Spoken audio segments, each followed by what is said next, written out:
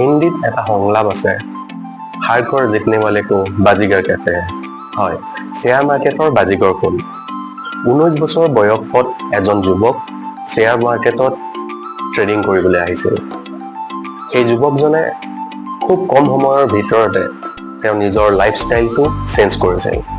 তেওঁ প্ৰত্যেক দিনে ট্ৰেডিং কৰি 20,000, 50,000, কোনোবা এদিনা 1 লাখ, কোনোবা এদিনা 2 লাখ বা কোনোবা এদিনা 4 লাখ টকালৈকে উপাৰ্জন কৰিছিল। কিন্তু তেওঁ তাতে ক্ষান্ত থকা নাছিল। তেওঁ এটা ডাঙৰ সপোন দেখিছিল। সেই সপোনটো হৈছিল যে তেওঁ একেদিনাই কোটি টকাৰ প্ৰফিট কৰা। তেওঁ সেই সপোনটো দিঠক কৰিবৰ কাৰণে তেওঁ বহুতৰ পৰা লোন লৈ বা ইণ্টাৰেষ্টত তেওঁ পইচাৰ যোগাৰ কৰিছিল। আৰু সেই সকলোবোৰ পইচা একেলগ কৰি তেওঁ এদিনাখন ট্ৰেডিং কৰিছিল। কিন্তু তেওঁ সেই সপোন দিঠকত পৰিণত নহল। কিয়নো তেওঁ যিদিনা ট্ৰেড কৰিছিল সেইদিনা তেওঁ বিপৰীত দিশেহে গতি কৰিছিল। তেওঁ সেইদিনা বহুত টকাৰ লোকচানৰ সন্মুখীন হৈছিল। তেওঁ সেই যিবিলাক ধাৰ লৈছিল বা লোন লৈছিল সেই সকলোবিলাকৰ পইচা ধাৰ মাৰিবৰ কাৰণে মাকৰ অলংকাৰ বিক্ৰী কৰিবলগীয়া হৈছিল। তেতিয়াই তেওঁ প্ৰায় 2 বছৰৰ কাৰণে ট্ৰেডিং সম্পূৰ্ণৰূপে বন্ধ কৰিছিল। কিন্তু তেওঁ মাৰ্কেটৰ এনালাইচিছ ষ্টাডি কৰি আছিল যাতে তেওঁ ক'ত ভুল হৈছিল সেই ভুলখিনি শুধৰাব পাৰি। ঠিক 2 বছৰৰ পিছত 2004 চনত তেওঁ পুনৰ ট্ৰেডিং ষ্টাৰ্ট কৰিলে। 2004ৰ পৰা 14 চনলৈকে তেওঁ কণ্টিনিউ ফুল টাইম ট্ৰেডিং কৰিবলৈ ধৰিলে।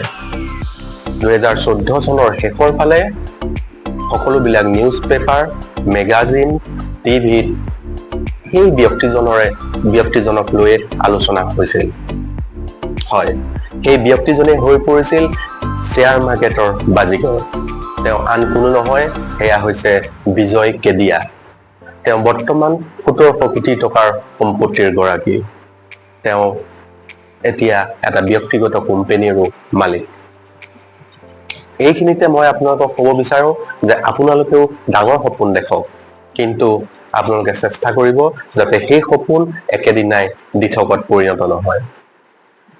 আপোনালোকৰো যদি শ্বেয়াৰ মাৰ্কেটত লোকচানৰ সন্মুখীন হৈছে তেতিয়াহ'লে আপোনালোকেও 2 বছৰ নালাগে 4 বছৰ পৰ্যন্ত আপোনালোক ৰওক, ৱেইট কৰক, তাৰ পাছত নিজে ষ্টাডি কৰক, ৰিচাৰ্চ কৰক, নিজে পৰ্যালোচনা কৰক, ক'ত আপোনালোকৰ ভুল হৈছিল সেইখিনি শুধৰাবলৈ চেষ্টা কৰক। কাৰণ ভুলৰ পৰাই শুধৰণি হয়।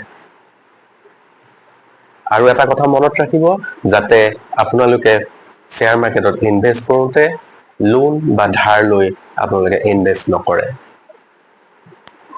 মোৰ এই ভিডিঅ'টো কেনে লাগিল আপোনালোকে জনাব। যদি ভাল লাগিছে কমেণ্ট কৰিব, শ্বেয়াৰ কৰিব আৰু মোৰ পেজটো ছাবস্ক্ৰাইব কৰিবলৈ নাপাহৰিব। ধন্যবাদ।